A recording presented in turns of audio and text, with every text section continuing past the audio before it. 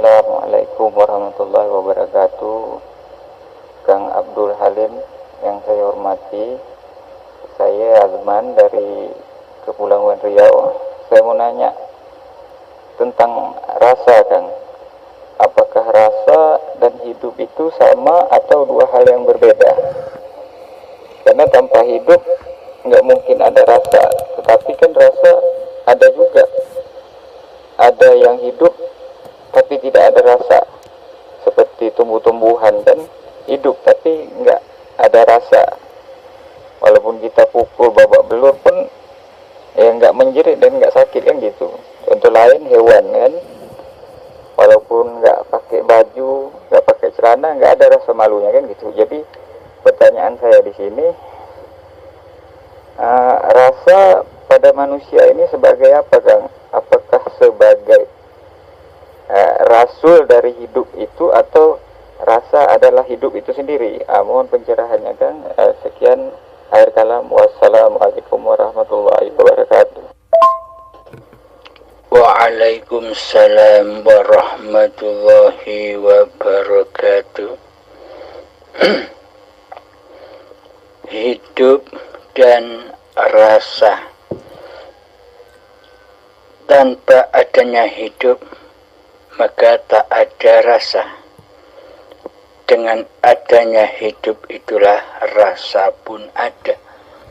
Jadi hidup dan rasa itu satu kesatuan ahad. Anda bilang bahwa rasa hanya dimiliki Anda saja. Rasa hanya dimiliki manusia saja. Sedangkan hayawan atau tumbuhan meskipun hidup tak punya rasa apa-apa. Itu menurut panjenengan. Karena rasa setiap diri itu berbeda-beda. Kelihatannya tak berasa karena kita melihat sosok dohirianya seperti hewan dan tumbuhan. Akan tetapi hewan dan tumbuhan itu lebih mulia daripada manusia yang belum bertuhan.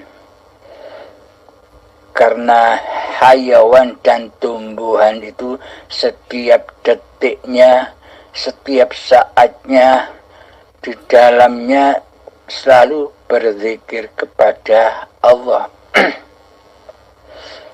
Maksudnya bagaimana? Hayawan dan tumbuhan itu selalu berzikir kepada Allah.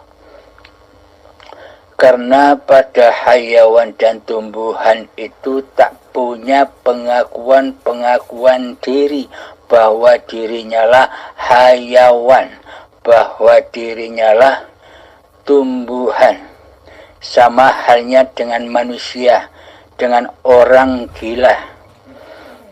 Orang gila itu tak menyadarinya bahwa dirinya adalah seorang manusia pada orang gila itu. Karena diri kemanusiaan dan akalnya sudah diangkat oleh Allah. Jadi rasa kemanusiaannya juga sudah hilang, meskipun wujud badannya seperti manusia, meskipun kelihatannya ada hidupnya. Namun ketika orang gila itu dikembalikan rasa kemanusiaannya, pasti mereka atau orang gila itu pasti malu.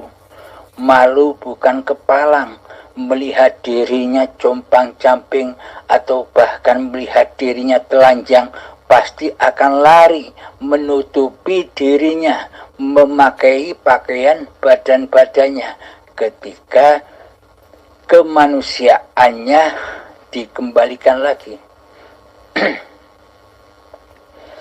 Maka dari itu, mana mungkin manusia lebih mulia daripada hayawan dan tumbuhan yang selalu berzikir kepada Allah. Karena di dalam tumbuhan dan hayawan itu tak ada pengakuan diri seperti manusia. Karena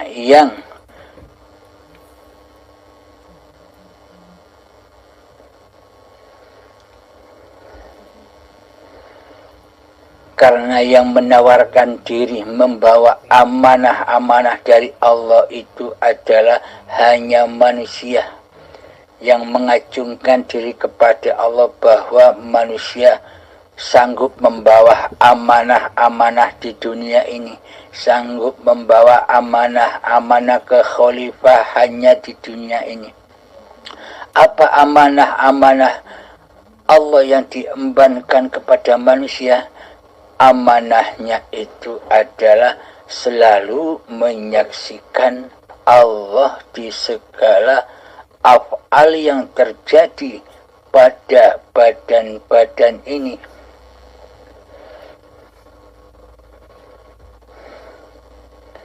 Wa ma khalaqtul jinna wal insa illa liya'budun.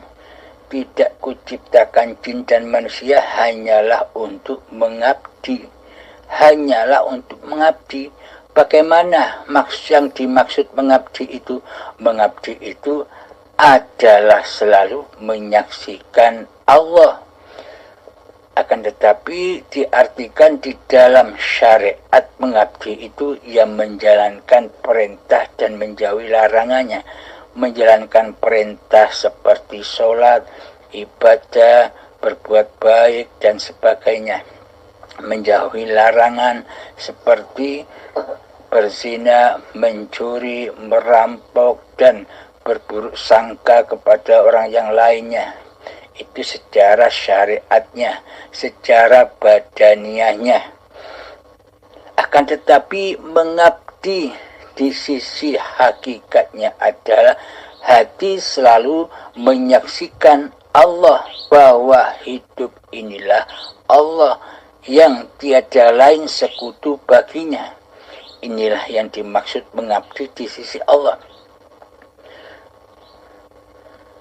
Kekufuran di sisi Allah itu yang bagaimana? Di sisi Allah itu kekufuran adalah hati selalu mensekutukan Allah dengan diri manusianya. Jadi tugas manusia di bumi ini hanyalah untuk menyaksikan Allah. Bismillahirrahmanirrahim. Alastu birabbikum? Apakah aku ini Tuhanmu? Manusia menjawab, ya, engkaulah Tuhanku, dan kami akan selalu menyaksikanmu dimanapun kami berada. Inilah tugas yang diemban oleh manusia, yakni hati selalu menyaksikan bahwa hidup ini Allah. Itulah nilai bahwa hamba sudah disebut Islam di sisi Allah, yakni pasrahnya hati, yakni selamatnya hati dari menyaksikan selain Allah. Inilah tujuan manusia dicipta. Inilah tujuan manusia mengabdi kepada Tuhannya.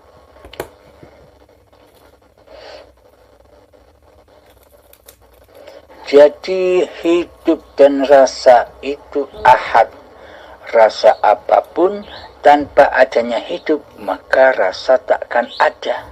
Rasa bahagia, rasa takut, rasa sedih, rasa khawatir, dan sebagainya. Adanya rasa-rasa itu karena adanya hidup, karena adanya Allah untuk menguji manusia. Bagi manusia yang sudah mencapai hakikat diri sejati manusianya, yakni keadaman, ketiadaan, maka di hatinya tak akan terimbas dari rasa-rasa yang beraneka ragam banyaknya itu. Rasa bangga, rasa bahagia, rasa senang, baik rasa sedih, kecewa, dan sebagainya. Tidak akan terimbas dari rasa-rasa itu ketika hamba sudah kembali ke alam keabadian, yakni alam ketiadaan. maka di situ terjadi penyaksian bahwa rasa apapun itu adalah Allah. Karena tanpa Allah, maka rasa apapun itu takkan ada. Bermacam aneka ragam rasa itulah pagelaran Allah. Bukan Allah merasakan juga rasa bahagia, rasa bangga, rasa sedih, rasa kecewa. Bukannya Allah juga merasakan seperti itu. Akan tetapi rasa-rasa itu diadakan oleh Allah hanya untuk menguji manusia. Di dalam rasa-rasa yang terjadi di dalam diri manusia itu, mampukah manusia memandang, menyaksikan Allah lah sebagai penguasa rasa-rasa itu. Bila manusia tidak menyaksikan siapa pencipta rasa-rasa itu, maka manusia pasti tenggelam di dalam rasa-rasa itu. Jadi rasa itu pun juga bisa diartikan api anar, api jahanam, api siksa kubur. Contoh, ketika ada rasa senang, ketika ada rasa bangga di hati kita, pasti kita tidak menyaksikan Allahnya. Pasti kita menyaksikan rasa-rasa itu sendiri. Rasa bangga akhirnya diri merasa lebih nilainya daripada orang lain. Maka dari itu rasa-rasa itu akan menyesatkan manusia bila manusia masih mentuhani diri manusianya sendiri. Seolah-olah rasa-rasa itu munculnya dari diri manusia itu sendiri. Rasa sedih, rasa kecewa pun akan menghantar manusia ke lembah jahanam ketika manusia itu belum bisa menyaksikan siapa pengada rasa sedih, rasa susah, rasa khawatir itu. Ketika masih diaku-akuinya rasa-rasa itu sebagai milik rasa manusianya, maka terbelenggulah manusia di dalam anar. Jatuhlah manusia di bawah siratal mustaqim, keadaan-keadaan itu. Ketika datang keadaan takut, khawatir, sedih, susah, maka tenggelamlah manusia di alam kesusahan. Hatinya akan selalu sedih. Akan tetapi bila sudah mengenal Allah, Allah lah penguasa atas rasa-rasa itu, maka tiadalah rasa sedih yang berlebih-lebihan. Hati akan selalu tenang, hati akan selalu mutmainah, selalu tersenyum, memandang, menyaksikan hidup yang menguasai rasa-rasa itu. Inilah yang dimaksud Rasulullah, utusan Allah. Utusan Allah itu hatinya selalu menyaksikan Allah daripada menyaksikan dunia dan dirinya. Alhamdulillahirabbil alamin. Semoga penjelasan yang singkat ini bisa membawa kepahaman terutama untuk diri saya dan Anda, Kang Azman. Semoga Anda bisa memahaminya. Assalamualaikum warahmatullahi wabarakatuh. Bila ada pertanyaan lagi silahkan. Alhamdulillah Kang Abdul Halim atas pencerahannya kan yang cukup jelas. Ada satu lagi yang mau saya tanyakan nih Kang. Setelah hari dibangkitkan itu kan manusia ini kan dikumpulkan di Yaumil Mahsyar. Nah, jadi secara hakikat Yaumil Mahsyar ini, padang mahsyar ini di mana atau menggambarkan seperti apa hakikatnya kan?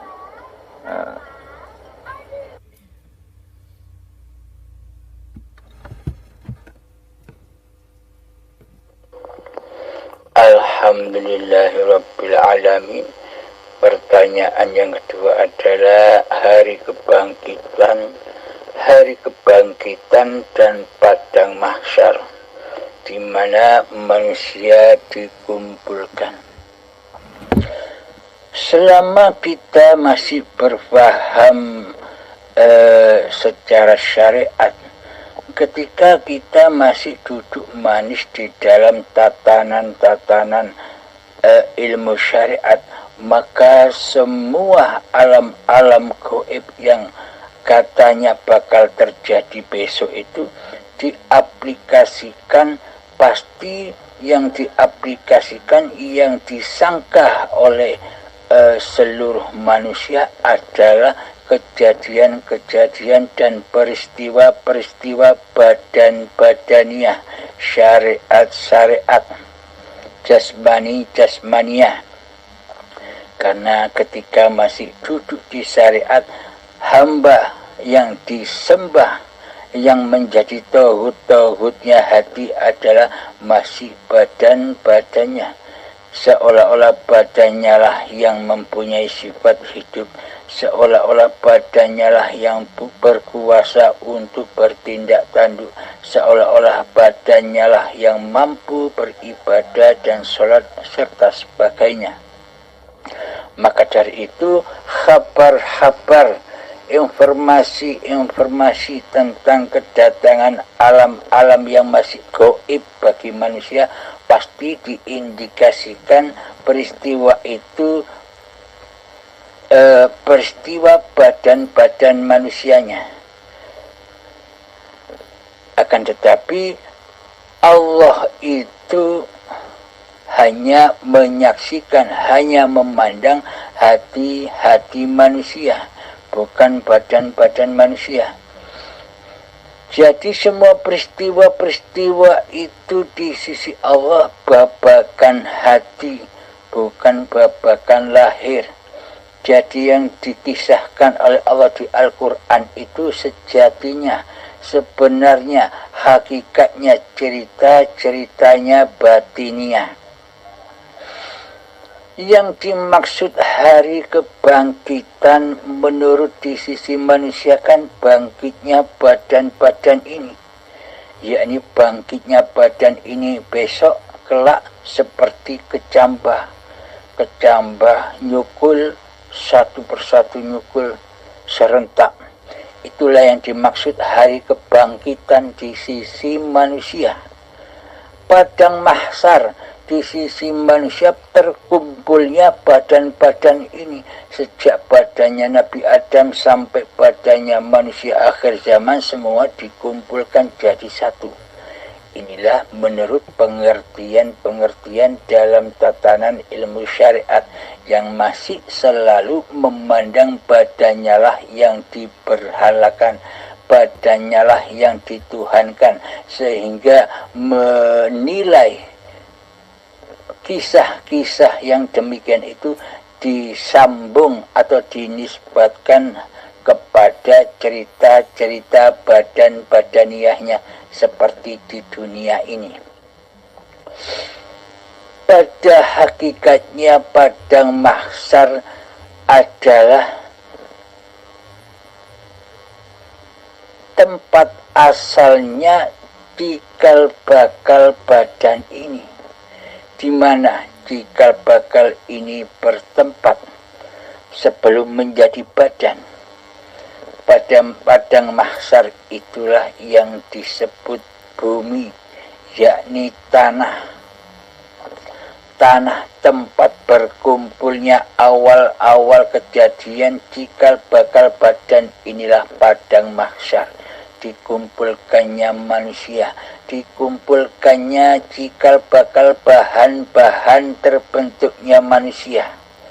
Jadi pada mahsyar yang dimaksud itu ketika manusia sudah meninggal akan bertemu dengan padang mahsyarnya. Padang mahsyarnya tempat kembalinya, yakni tanah.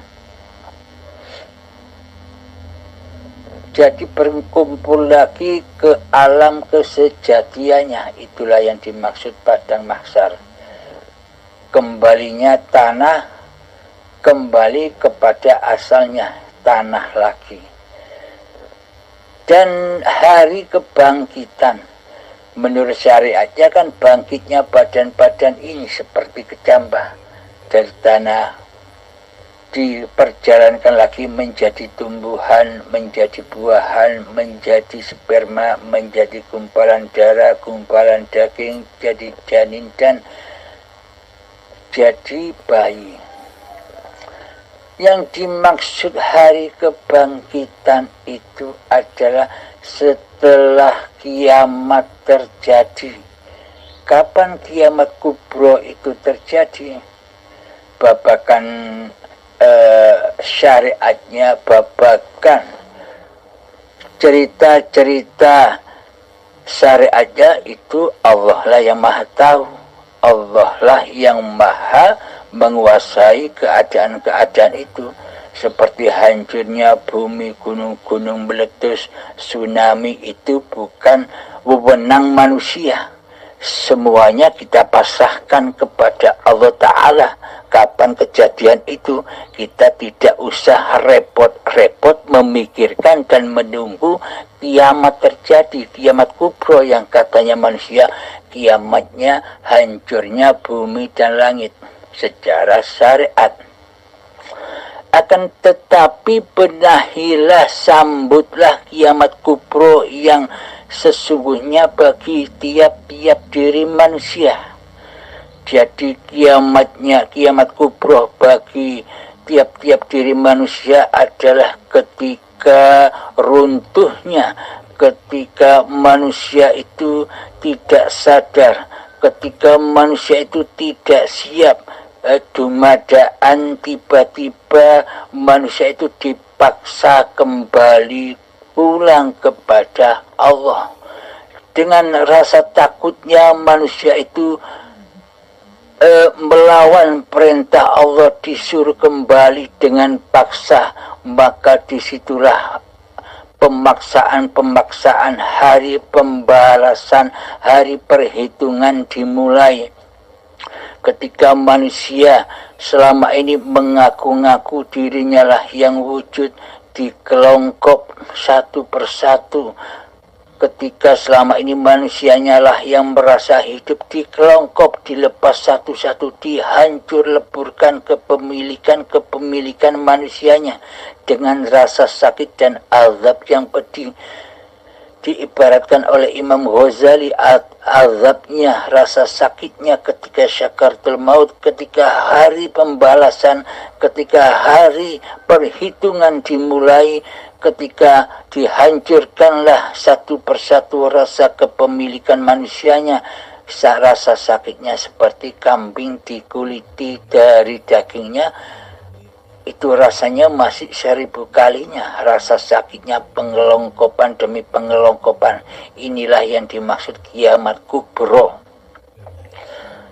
yakni terambil lagi apa-apa kekuasaan yang bukan milik manusianya, diambil paksa, dikembalikan dengan paksa, dengan keadaan yang sangat tersiksa.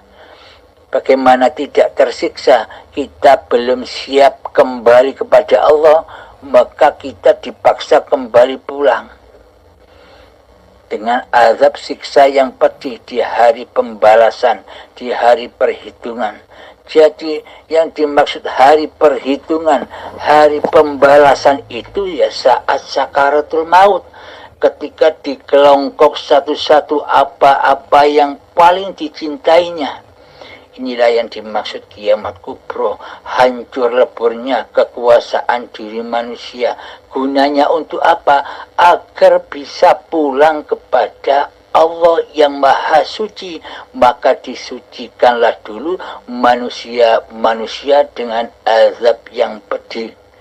Dibersihkan kembali seperti sedia kala waktu bayi yang masih keadaan suci.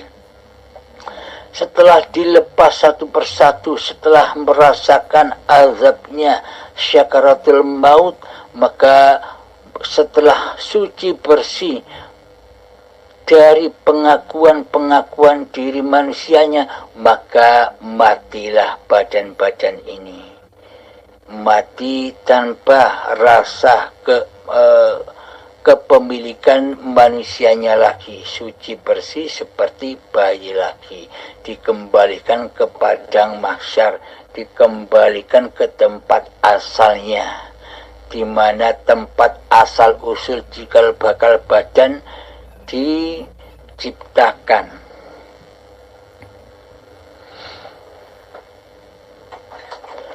Yang dimaksud hari kebangkitan di sisi Allah itu, nah kita bisa memilih, kita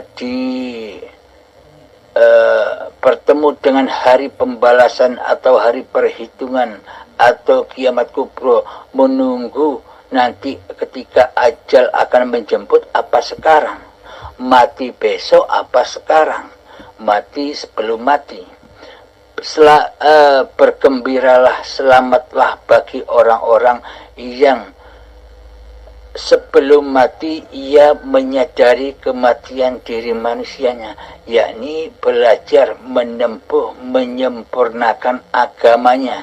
Udkhulu fis-silmi kafah ya ayyuhalladzina amanu, wahai orang-orang yang beriman, udkhulu fis-silmi kafah, masuklah, berpasrahlah di dalam kepada Tuhanmu dengan sempurna, yakni memasrahkan apa-apa yang bukan milik manusianya. Inilah yang dimaksud kiamat kubro, ketika manusia sudah memahami ilmu hakikat dan makrifat serta mengaplikasikannya di dalam kehidupan ini.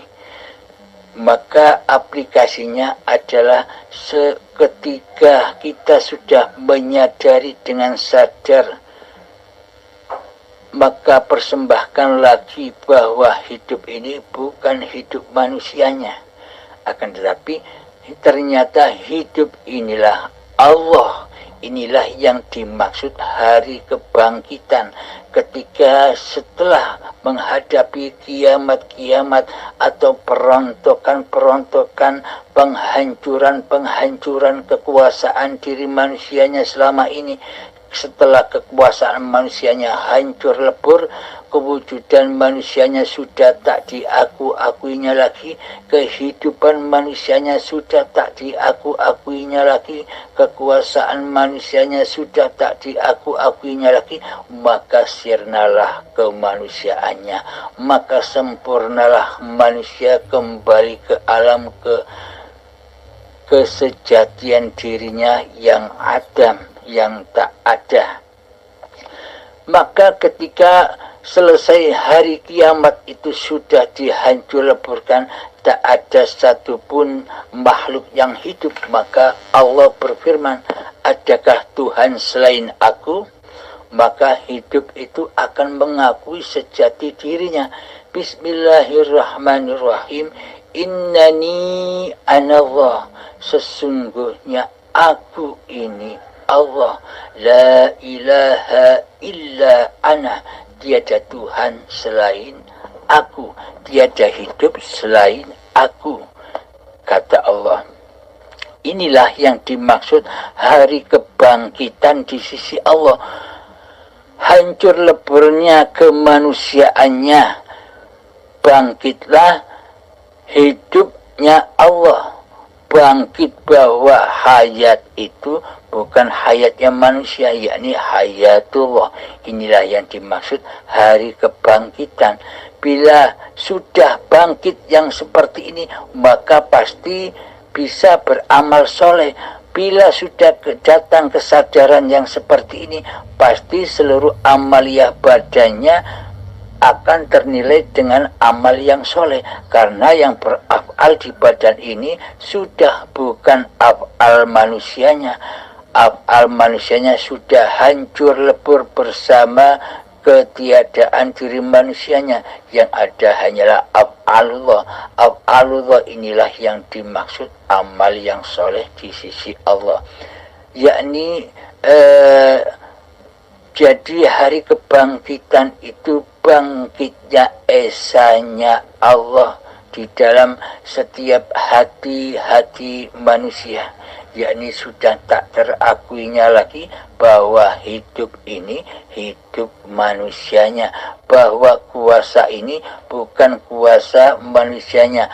Pada intinya adalah alam lillahi ta'ala, alam akhirat, yakni pada akhir manusia sudah tidak menjadi Tuhan lagi, maka kembalilah lagi kepada Tuhannya. Inilah yang dimaksud hari kebangkitan itu. Alhamdulillahirrabbilalamin. Semoga keterangan dan paparan yang sedikit ini semoga bisa membawa manfaat, terutama pada diri pribadi saya dan kepada kita semua. Semoga Allah selalu membimbing kita dengan kasih sayangnya.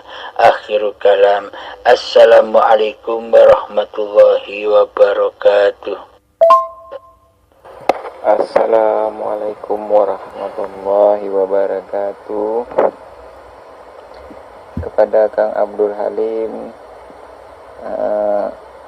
sebelumnya saya ucapkan minal aidin wal faizin untuk Kang Abdul Halim sekeluarga kan. Alhamdulillah, kan segala puji bagi Allah. Ribuan terima kasih saya ucapkan kepada Kang atas petunjuk yang Kang Abdul Halim arahkan kepada saya agar saya mengamati hidup. Jadi setelah saya amati hidup, akhirnya saya menemukan sebuah kesadaran, Kang. Jadi setelah saya sadar begitu menyadari Allah ini, akhirnya muncul sebuah ketentraman dan kedamaian yang belum pernah saya rasakan, kan gitu. Jadi sedikit ada yang mau saya tanyakan, Kang. Apakah menemukan Allah itu artinya kita menemukan kesadaran, sadar akan Allah begitu? Karena selama ini kan bingung saya dengan surat Al-Kahfi 110 yang difirmankan Allah di situ, kalau nggak salah saya bunyinya, barang siapa yang hendak bertemu akan Tuhannya, hendaklah melakukan amal soleh dan jangan mempersekutukan Allah dengan sesuatu apapun. Jadi atas bimbingan dan petunjuk Kang Abdul Halim, di situ saya merasakan sebuah kesadaran yang selama ini tak pernah saya sadari, tidak menyadari akan hidup saya itu siapa yang berperan di sebalik kehidupan saya. Jadi atas bimbingan Kang Halim, alhamdulillah saya merasakan di sebalik kehidupan saya ini ada yang peran utama di sebalik itu. Nah, jadi pertanyaan saya, Kang, bagaimana untuk menjaga agar kesadaran itu tidak hilang dan terus tumbuh? Nah, sekian akhir kalam. Wassalamualaikum warahmatullahi wabarakatuh. Alhamdulillahirabbil alamin. Pertanyaan yang ketiga tentang kesadaran diri. Bagaimana caranya kita agar selalu terjaga kesadaran ini, kesadaran akan Allah, bahwa hidup ini Allah. Alhamdulillahirabbil alamin. Perlu kita ketahui bersama bahwa sadar Allah, bahwa selalu ingat bahwa hidup ini Allah, bukan rekayasa, bukan rasa diri manusianya yang masih merasa sadar diri manusianya akan Allah, bahwa hidup ini Allah. Jika masih ada rasa manusianya jika masih ada nama Kang Azmannya lah yang merasa sadar diri, yang merasa sudah menyadari diri bahwa diri Kang Azmannya tiada, bahwa hidup Kang Azmannya tidak ada kecuali hayatullah. Berarti ini masih babakan syariatnya, belum ketemu dengan siapa yang menyadarkan, karena masih adanya Kang Azmannya di dalam hati yang berasa sadar akan Allah. Jadi pada hakikatnya sadar Allah itu bahwa sadar yang hidup ini hanya Allah, maka sebelum menyadari hal yang demikian pasti Kang Azmannya sudah tak ada. Kang Azmannya sudah kembali ke alam ketiadaannya. Jadi sebenarnya tak satu pun manusia bisa sadar bahwa hidup ini Allah. Yang sadar, yang bisa menyadari bahwa hidup ini Allah hanyalah Allah sendiri, yakni hidup itu sendiri. Tanpa adanya hidup, apakah ada kesadaran? Jadi dengan hiduplah kesadaran itu ada, karena sesungguhnya rasa sadar itu hanyalah milik Allah sendiri. Jadi yang sadar Allah ya Allah sendiri, yang menyaksikan Allah ya Allah sendiri, yang tahu Allah ya Allah sendiri, yang menyaksikan Allah ya Allah sendiri, yang memaha besarkan Allah ya Allah sendiri, yang maha mensucikan Allah ya Allah sendiri. Kembali semuanya berpulang kepada hayatullah, semua perbuatan hayatullah sendiri. Jadi sudah lepas total jenderal dari kekuasaan manusianya lah yang bisa demikian.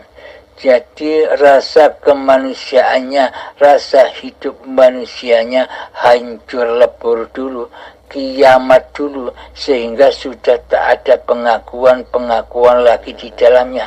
Setelah itu maka nyatalah Allah bahwa semua itu terjadi di dalam panggung sandiwaranya Allah sendiri.